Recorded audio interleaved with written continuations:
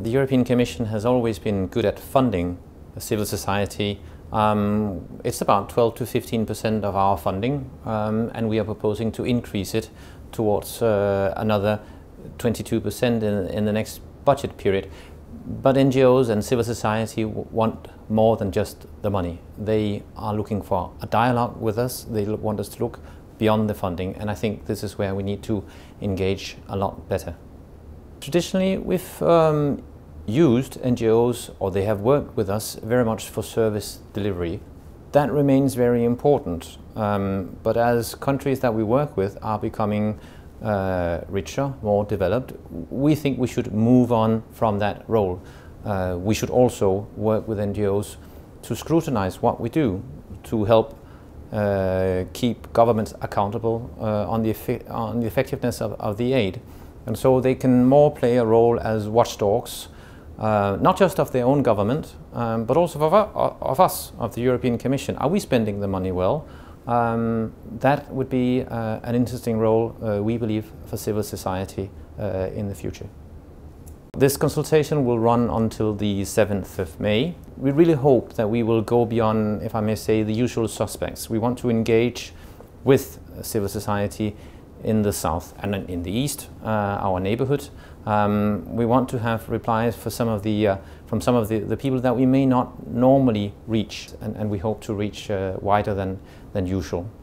We will analyze all the replies and then we'll come up with a policy paper. The idea is to set a policy that will guide how we will be working with civil society over the next 7 years. The world has changed. There has not been a communication since 2002 on this issue, and we have a number of lessons learned that will be reflected.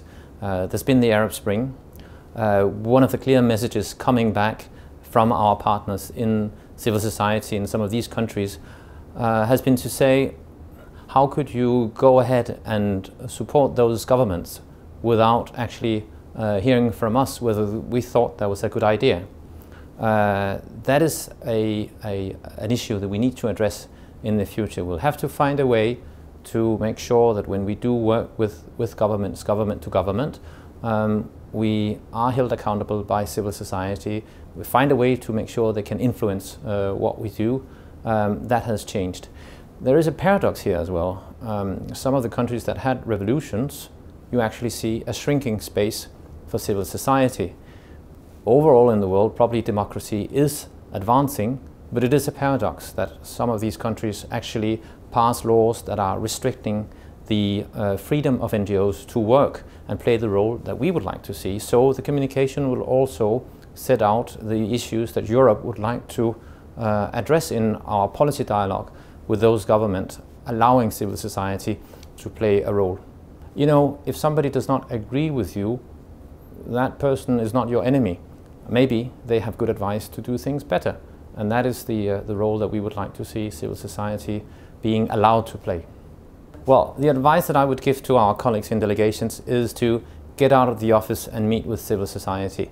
They are looking for more than money. They are also looking for dialogue. We need to map them. We need to know who can we call on to get a second opinion when we are conducting our policy dialogue with the government. It's a capacity problem. It requires training, adequate human resources, but it is something that we must do if we are to deliver on the promises of Agenda for Change. And I think if we are more assertive and better informed, it will improve our development cooperation. And my advice to civil society is the same. Be more assertive and you will find Europe by your side.